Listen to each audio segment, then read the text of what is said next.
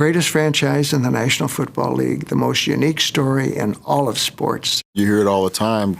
People make reference to it as Title Town. The story of the Green Bay Packers really resonates throughout this country and hopefully throughout the world. It is the historic place in the NFL. When you get right down to it, there's nobody that matches up with this place right here in Green Bay, Wisconsin.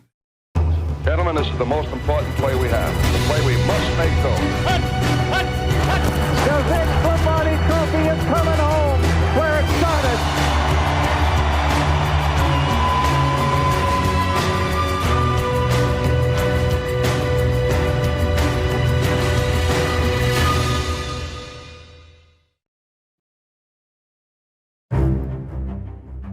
Franchises such as the Packers, which represent small communities and have had a rich history between the team, the players, the coaches, the administrators, and the community, that's priceless. This town may not be in New York City, it may not be Philadelphia or Chicago. These worldly cities, they may think they're better than Green Bay, Wisconsin, but when it comes to football, not so much.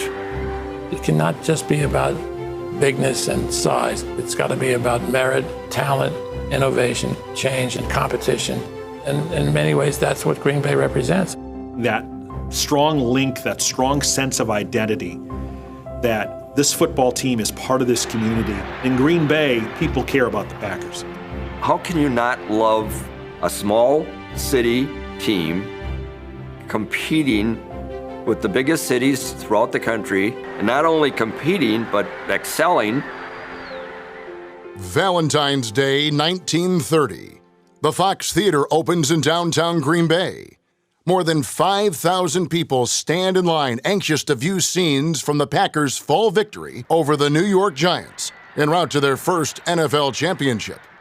Certainly their biggest game in the 1920s, one of their biggest games ever. 1929, what did they give up? 22 points the entire season?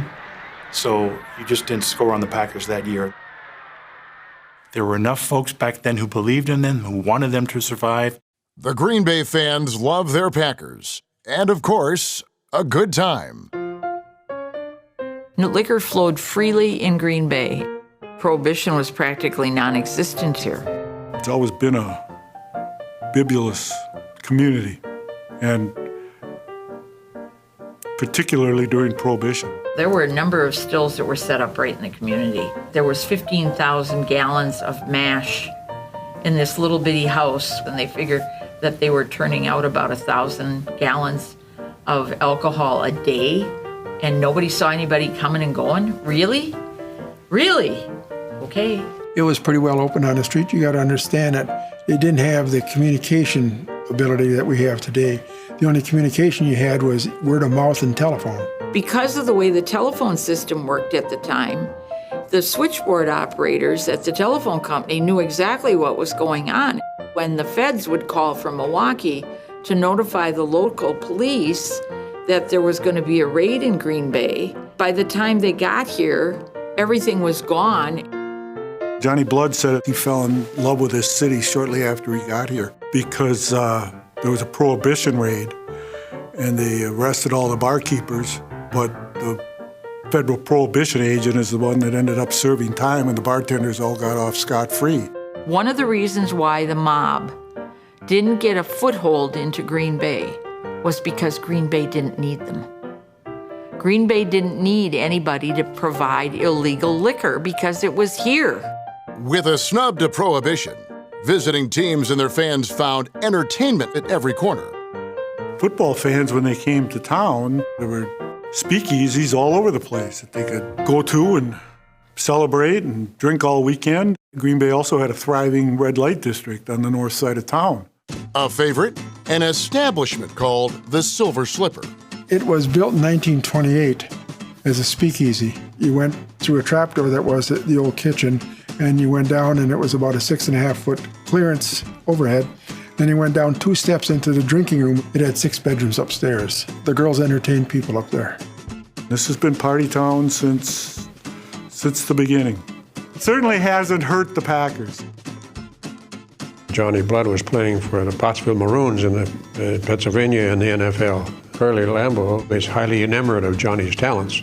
He sent a note to Johnny following the 1928 season. He said, "Dear John, if you'll join the Green Bay Packers for the 1929 NFL season, I will pay you $100 a game. If you do not drink after Wednesday night before each game, I'll pay you $110 a game." And Johnny wrote back and said, "I'll take the 100." That was one of the things about out-of-town teams coming to Green Bay, was that they knew they were going to be able to have a good time. Packers players are staples in the community. Almost all the players stayed at the Astor Hotel.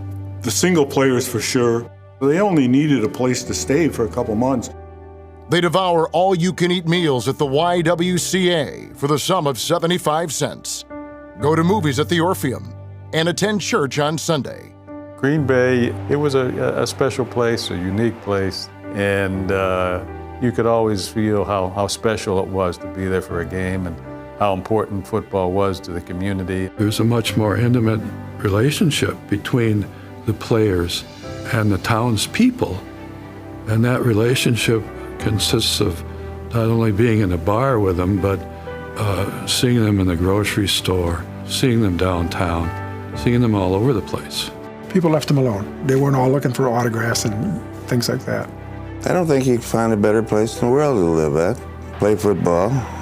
All the people in the city certainly knew you, observed you, would speak to you, except when the Bears would beat you, then we always walked down the alleys, and you might find somebody there to speak to you. Packers got an awful lot of publicity, and Calhoun had something to do with that. He was not only the sports writer that was covering the team, but he was also serving as the PR man for the Packers. George Calhoun would entertain the visiting writers who came to Green Bay. It was almost like a salon the day before or 2 days before, whenever they got to town.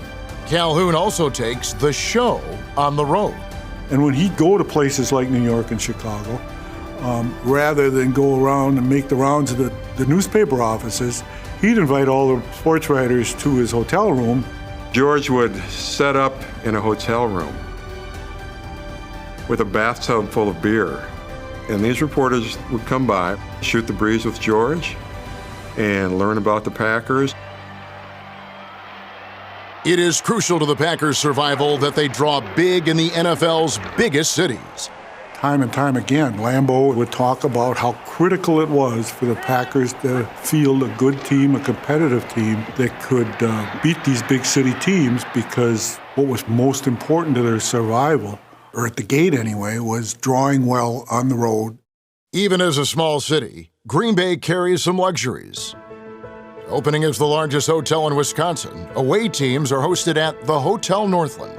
The visiting teams at that time dressed at the Northland Hotel and then took city buses to City Stadium. The police were there to stop the pedestrians and let the buses through. We happened to be the last people they didn't let cross. So I'm standing with my dad and my uncle. The Bear players are all on the bus with their arm on the window jerseys. And one of the Bear players reached down, he mussed my hair and said, "Enjoy the game today, Buckshot." And I thought, well, they can't be bad guys. They have to win big, or at least win. It happens in grand style in October 1930. 11,000 fans at City Stadium watch Red Dunn pass to halfback Johnny Blood. Blood scrambles 55 yards for the winning touchdown in the fourth quarter. The Packers beat the New York Giants 14-7. The victory proves to be the difference in the 1930 race. Green Bay takes the championship title for the second straight year. It's a great equalizer. The fans have been there from day one. Part of it is it's a small town relative to the other NFL cities, very small, in fact. Without the Green Bay Packers, Green Bay is just another mid-sized Midwestern town. There is no major professional team in this type of a setting. That alone is the main accomplishment of the Packers. In November 1931, before a New York Polo Grounds crowd of 35,000, the Packers beat the New York Giants again. this time 14-10. This helps them retain the inside track on winning a third straight NFL championship. The team with the best regular season record was called the champion. And they become the first team to win 3 straight championships. 1929, 1930, 1931, no team had ever won 3 in a row. Their defense was the best in the league. Their offense with Red Dunn and Lavi Dilwig, Johnny Blood, was always a threat. George Halas said Johnny Blood was the first big play specialist in the NFL. Who was a running back, but also a fantastic receiver. He may have made an even bigger impact on the passing game. During their 3-year championship run, the Packers played to 3 of the 6 biggest crowds in the NFL. Winning 3 straight championships is a quite accomplishment, and no team has done it other than the Packers. We came very close to winning 4 in a row.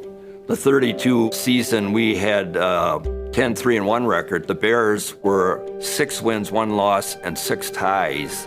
The unique element to the standings was most games at that time were more low scoring, so ties were much more common. They actually had the most wins in 1932, more wins than the Chicago Bears, who actually won the NFL title in 1932. Of course, it's before the NFL had the playoff system, so it's strictly by standings. If they had calculated the standings the way they do today, we would actually have won 4 in a row, which would have been amazing. November 10th, 1932. The Packers embark on a 32-day, 6-game road trip to end their season. Johnny said to me one day in the room, he said, "How'd you like to go to Hawaii?" Less than 48 hours after their return, they head to Los Angeles, where they board an ocean liner destined for Hawaii to play 2 exhibition games, plus 2 more in California. There were 19 of us, went over and spent 22 days on the islands. We were promoting football on the West Coast at the time, trying to establish it. Between the 2 trips, they're gone for roughly 3 months and travel 15,000 miles.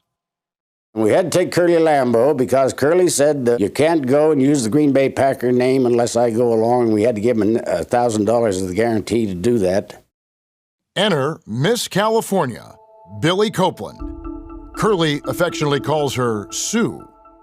Miss California, she happened to be on the ocean liner. 2 players got in a fight over this beauty contestant, and Curly interceded and walked away with a woman.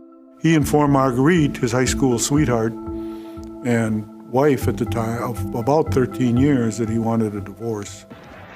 Despite the wins, the championships, the fandom, the Packers, as well as most teams throughout the league, continue to face financial woes. Even with the success on the field, they're not making a lot of money. It was all based on ticket sales. There was no television. The Great Depression eliminated wealth, huge amounts of wealth in this country. There's financial concerns pretty much throughout that entire period.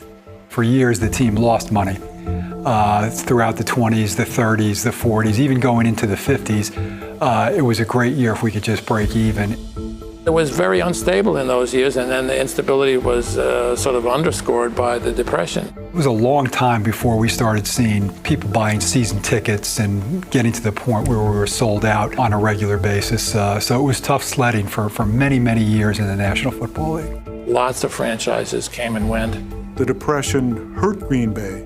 Yet at the same time, it really didn't affect Green Bay as much as it did a lot of other cities. It helps that the Packers started out as a winner. It's easier to sell a winning team than a losing team, even though they had some financial concerns off the field.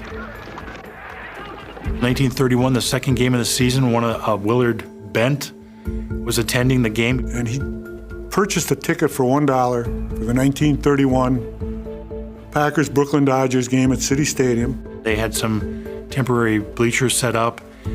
He got up to cheer at some point, and when he went to sit down, something went wrong. He fell and injured his back, and he sued the team for $20,000. If you read the court testimony of the trial, it came out in that testimony that Bent was an alcoholic, was suffering from an advanced case of syphilis, and was prone to falls and injuries.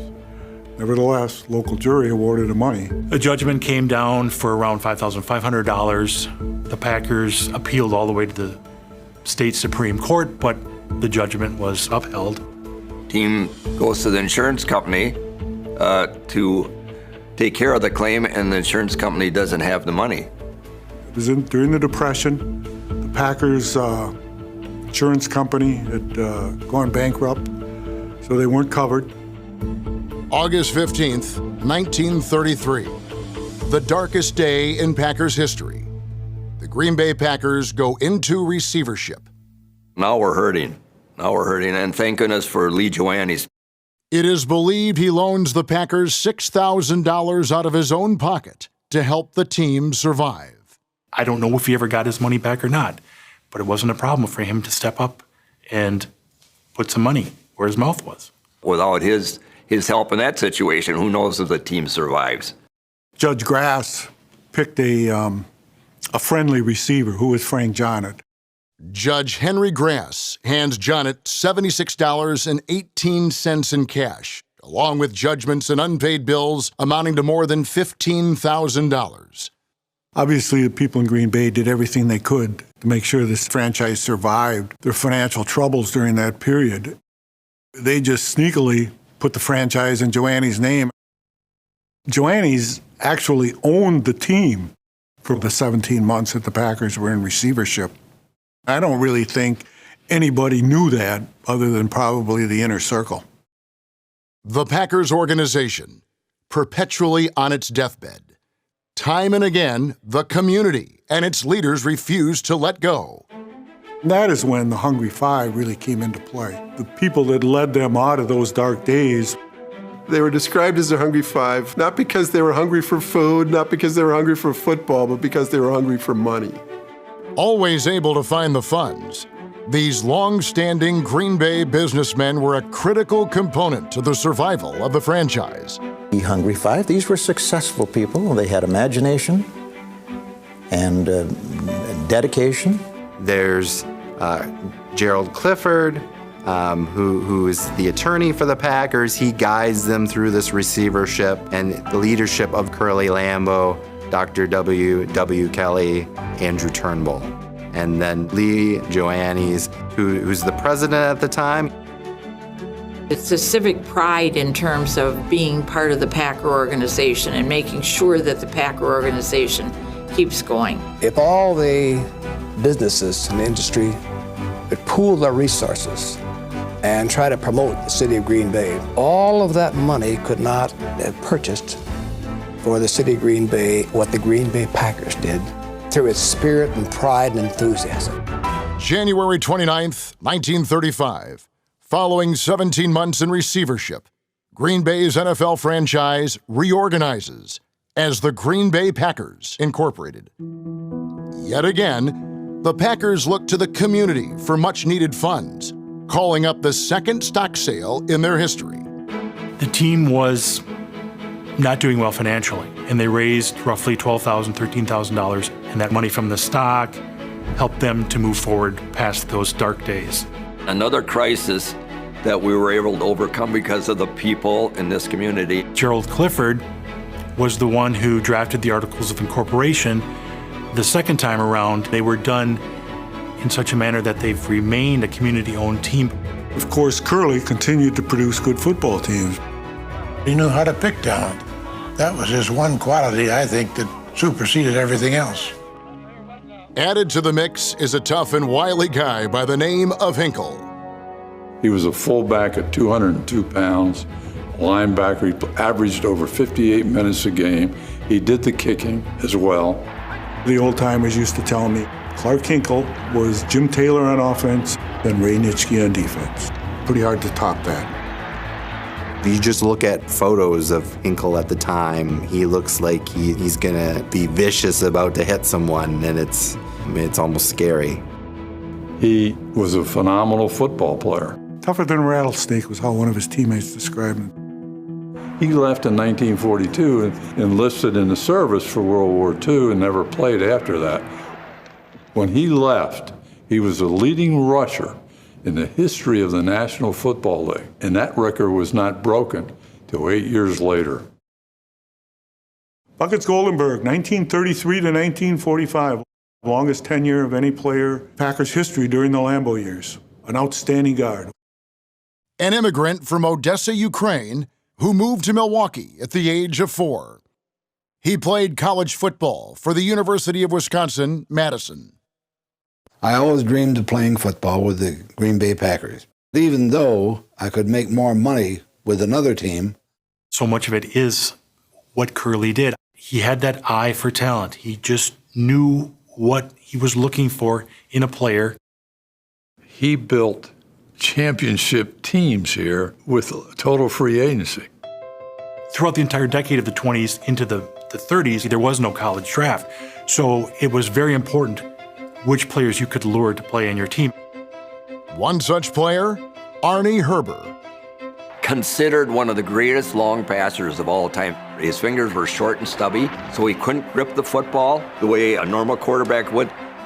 First passer in the history of the league to pass for 1,000 yards. Green Bay native. Pro Football Hall of Famer.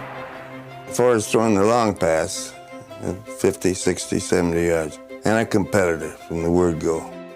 He taught me an awful lot about the long pass. We were out in California playing a few exhibition games.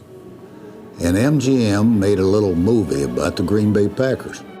And when we went out on the movie set one day, they had hung up a pane of glass 3 feet square on the goalpost. And they gave Herber the ball at the 50-yard line and told him to throw it through the glass. He threw the pass before the cameras are on. Crash! And broke the window pane. And they asked him, he told him he had to do it again, and he broke the pane the second time. He threw the first 2 right through the glass from 50 yards. Now that's accuracy with a football. Arnie Herber needed that end that could stretch the field, and they got such an end in Mr. Don Hutson in 1935. Known as the Alabama Antelope, Curly's recruitment of Hutson is a key factor to the Packers' success. He makes big plays, catches touchdown passes. He had an ability to go out for a pass, kind of fool the defender into thinking, well, Don's at top speed, I'm staying with him.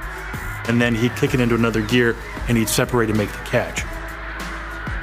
There were not a lot of teams in the NFL at the time that featured the passing game the way Curly did, and that helped make Packers very successful. With Arnie Herber having somebody he could throw the ball deep to, that really broke the team out of a slump. The NFL draft was not established until 1936, so that was the year after we got Hutson. We were getting ready to go to California to play in a Rose Bowl. And there was a fellow named Shipwreck Kelly, owned the Brooklyn team. And he came down to see me. He said, if you will promise me that you will sign with Brooklyn, if I meet the best price you can get from anybody else, I'll give you $500 in spending money. The popular narrative is that Hutson eventually signed with both teams, and NFL President Joe Carr awarded him to Green Bay. There is little or no evidence Hutson signed with football's Brooklyn Dodgers. In fact, Hutson denied it at the time, and the NFL has no record of it. If I had gone to Brooklyn, I might have never had a career in pro ball at all. They had no passer. There was strictly a Ohio State offense. His impact is immediate. He is not without his critics. There was actually a business guy in Green Bay who had a radio show. Emmett Platten, 6'4", 230 pounds, outspoken fan, local radio personality, Packers shareholder. He would criticize anybody he wanted to in Green Bay because he was such a big guy, no one was going to take him on. He was sort of irascible, too. Oh, yeah. He was... kind of a black sheep in the family, really. Yeah, he was. He was a Packer fanatic, and he would rent time on the local radio stations to criticize Curly Lambeau's everything about him. We'd be in the locker room and everybody listened because he's critical of Lambeau. And this time he spent his entire 30-minute program telling what a lousy deal he made in signing Don Hutson. He talked about Hutson saying that he was not big enough, he wasn't going to last, he wasn't impressed with him. This kind of motivated Hutson. Packers are playing the Bears, second week of the 1935 season. It was the Packers' first play from scrimmage. Arnie Herbert takes the ball, fades back to his 4-yard line. Hudson is streaking toward midfield, and Arnie Herbert lets that ball go. On the first play, I caught a pass for 80 yards for a touchdown. That's the first time the Packers have ever scored on the very first play of the game. That 83-yard pass silenced them. And that was the last we heard about this guy on the radio for a while. October 27th, 1935. The Packers play the Bears for the second time this season. Still down here at Wrigley Field, ladies and gentlemen, in Chicago. Play about to get underway again. There's been timeout. The score is 14-10 in favor of the Bears. The Bears fumbled like on the first play, and the Packers got the ball back. There's the whistle calling the boys back into action. First down, 10 to go. Packers have the ball at about the 30, 35-yard line. Run a couple plays, they're down to the 4-yard line. Time's running out. Herbert to Hudson again. We win the game. 2 touchdowns by Hudson in the last 3. I can still remember my Aunt Eleanor screaming at the radio. Herbert to Hudson, an unstoppable combination, game after game. It goes back to Curly Lambeau and Don Hudson being really pioneers of the passing game in the National Football League. The legendary Don Hudson, as they say. You can't say Don Hudson unless you say legendary Don Hudson. In grade school and in high school, the Packers, and especially Don Hudson, were more important than girls. The following year, September 20th, 1936, the first Packers-Bears game of the season is at City Stadium. Over 14,000 fans attend, including the infamous Emmett Platten. Emmett went to all the games. He was a consummate fan, okay?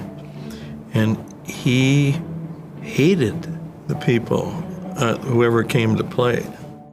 And sometimes it got kind of rough. This Bears tackle was continuously offside, and the referees never called it. Emmett had it, and he leaped over the rail, punched this guy out. He got so mad that he came out of the stands, across the track, and went right out on the field and knocked the heck, not the word heck, but knocked the heck out of the person who was coming after the Packers. A Bear player. They had to take the guy out of the game.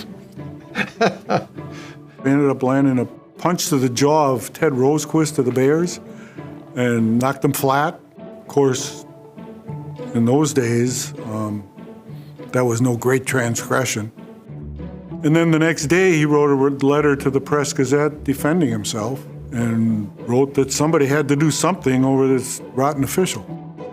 An excerpt from Platten's letter reads, "As a Packer stockholder looking out for the interest of this corporation, I tried to approach the ref to remind him of his faithful promise to give unbiased decisions."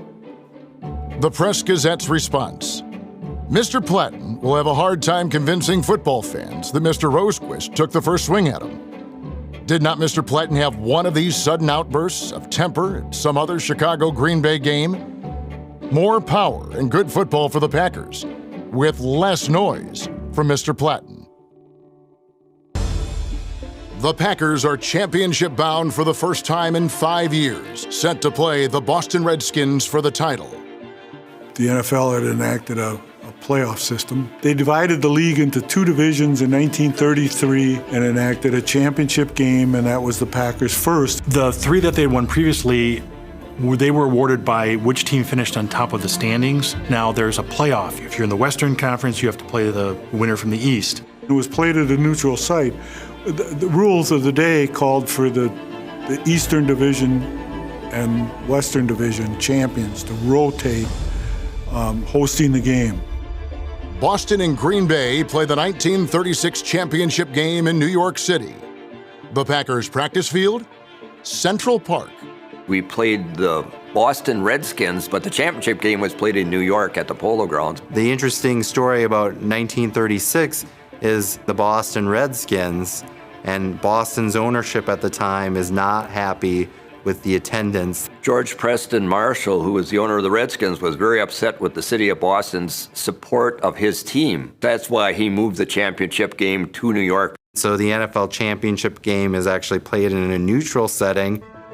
It's the only NFL championship game that was ever played at a neutral site prior to the Super Bowl era. The significance of the fourth NFL championship would be this is the first NFL title that's won playing an NFL championship game. Another party, big banquet at the Columbus Club. Prohibition's over, so it's legal to drink. Lambeau's scouting abilities and recruitment skills keep the team strong. You didn't just run one or two players in a game, you used 4 or 5 or 6 different running backs. And these running backs had to be able to block, and they had to be able to occasionally pass the ball and catch the ball. In 1938, the Packers added Cecil Isbell. He was a great all-around back. Herbert was starting to get towards the end of his career, but Isbell, he was a tremendous passer. Isbell was special. In his rookie year already, George Halas said that the difference between the Packers from the previous year was that Isbell was already better than Arnie Herbert. Yes, in those days, I controlled the game, basically. I had the running ability and the knack of moving, but of course, I always could throw the ball well. Isbell was a runner, he was a passer, and he would go on to become the first player in NFL history to throw for more than 2,000 yards. I loved the game and went out there to play it, and play the best of my ability and to win. And a person knows when he's performed, when he hasn't. Because if he hasn't put out 110% effort, he's got no business in a uniform. He led the NFL in passing in 42 and retired after the season. I was offered a job at my alma mater, Purdue University, as a coach, looking for the future. I felt that would probably be the better for me. There's no question about it. If you got the afterthought, if it means anything, I should have continued playing. He regretted his decision for the rest of his life. Had he not retired, I can't imagine that he wouldn't be in the Pro Football Hall of Fame. That year, Curly had drafted Charlie Brock. This would be 1939. I don't think you could find a better football player than Charlie Brock, defensively and offensively. He was really a ball hawk. He was a very steady player. He played center, and he was also a linebacker on the defense. Charlie Brock was as great a pass defender as any linebacker we ever had at Green Bay. He was uncanny if you're smelling a forward pass over the middle. He saved a lot of games for us with his ability to intercept passes and stay in his zone. Big names and big plays simply aren't enough to bring in the money the Packers so desperately need. The league had gotten rid of all its other small-town franchises. Serious questions were raised about whether Green Bay was big enough. Teams were now reluctant to come to Green Bay because of the small gates. Curly Lambeau decided to play games in Milwaukee because he thought Green Bay wasn't big enough. The annual NFL owners meeting in 1938. Determined to keep a stronghold in Wisconsin, Packers president Lee Joannes presses owners to extend Green Bay's territorial rights to include Milwaukee. The owners' vote is unanimous. The future seems secure. The fact that they were granted that territory and that Lee Joannes took that impetus was critical to their survival. This little town couldn't support us. We would have lost this team. We needed Milwaukee, and they saved us. The idea of expanding the Packers' territory may generate cash, but certainly controversy. Curly Lambeau in an interview with the Milwaukee Journal, November 1939. If the Packers host the NFL championship game, it'll be played at State Fair Park in Milwaukee. It will not be played in Green Bay's City Stadium. Curly creates an uproar. 1939 NFL championship game, the first time the Packers actually host a NFL championship game. It's played in Milwaukee. You're finally in a championship game, and it's not going to be played in your city? That did not sit well with a lot of people. That was the fifth of the 6 championships that they won under Curly Lambeau, and they had yet to have a championship game here. Fans approached the Association of Commerce to demand the game be played in Green Bay, to no avail. They played in State Fair Park, which was held about 32,000. They added some seats for the championship game, but that brought in a lot more income than if the game had been played in Green Bay. Packers president Lee Joannes explains the rationale. Due to NFL pressure and the fact that the gate could be almost $30,000 greater with increased capacity at State Fair Park. For a team that is perpetually on the precipice of peril, it is hard to argue. We had to be more than just Green Bay. We had to be a state team. If we're just going to stay in Green Bay, we're not going to make it. The Packers dispose of the New York Giants 27-0 in Milwaukee. The fans really felt cheated. They were upset with Lambeau. They were upset with Lee Joannes. Despite their fury, thousands of fans gather at the Green Bay Freight Depot to welcome the Packers home. All was forgotten after they won, and Lambeau made a point of thanking them for embracing the players and him again after winning the championship. It's winning it all. Otherwise, we're not going to celebrate it, and I love that. The town went wild. And of course, Curly was acclaimed, and he was a hero. Lambeau said, "It's swell of Green Bay fans to give us such a turnout. We didn't think they would because they were sore about the playoff site." Packers co-founder and his storied team close out the football season with their 5th NFL title. 5 championships in that short a time. The prize for the last 2 of those championships, the Ed Thorpe Memorial Trophy. In 1934, the National Football League renamed its championship trophy the Ed Thorpe Trophy in honor of a notable official, a referee named Ed Thorpe. For most of its lifetime, the Thorpe Trophy was mistakenly called the Jim Thorpe Trophy. But it went to the championship team, and the Packers won it more than anybody else. Introduced in 1934, it is awarded to the NFL champion until 1969. In all, Lambeau's Packers will win it 3 times. Success should have been inevitable. You start in the 20s. Their first sponsor, once they join the NFL, Acme Packing, goes broke before the first season is over. They get back in it, and then a few years later, the league cuts most of its small-town franchises. Green Bay survives again. Then you've got the Depression. You've got the Packers going into receivership. Those aren't little things, little obstacles to clear. I mean, it was one calamity after another. But when it comes to football, our team on the field can beat your team. The fans have been there. The cast of characters has been incredible. Lambeau, the only coach the team has ever known, 20 years at the helm. He treated you like a man. They knew that you should know what it takes really to be a winner. The legacy that he built here, with all the championships he had here, the caliber of players he had here. I don't think people realize the impact that he had on the game initially, how he changed the game, Curly Lambeau.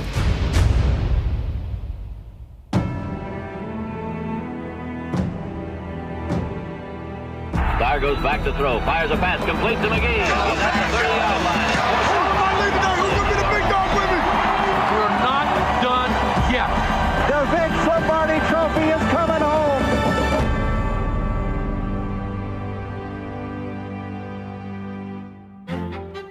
Draft didn't come into being until 1936. So Curly had signed a goodly number of players on his own prior to then.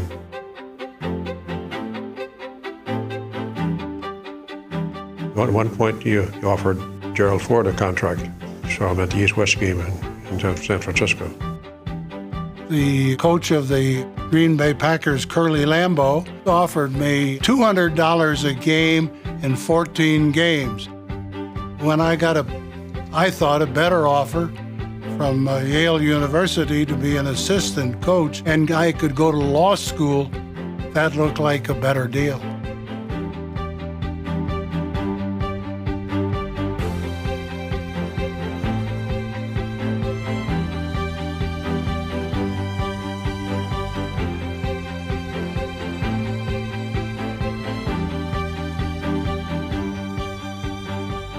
President Ford wisely decided to go to law school at Yale. and become president of the United States.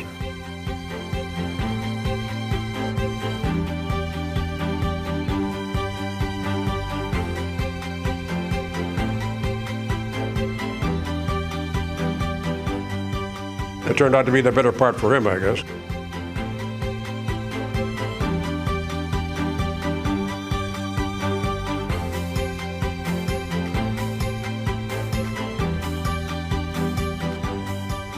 By the way, Gerald Ford came to Green Bay in 1976 to formally dedicate the Green Bay Packers Hall of Fame.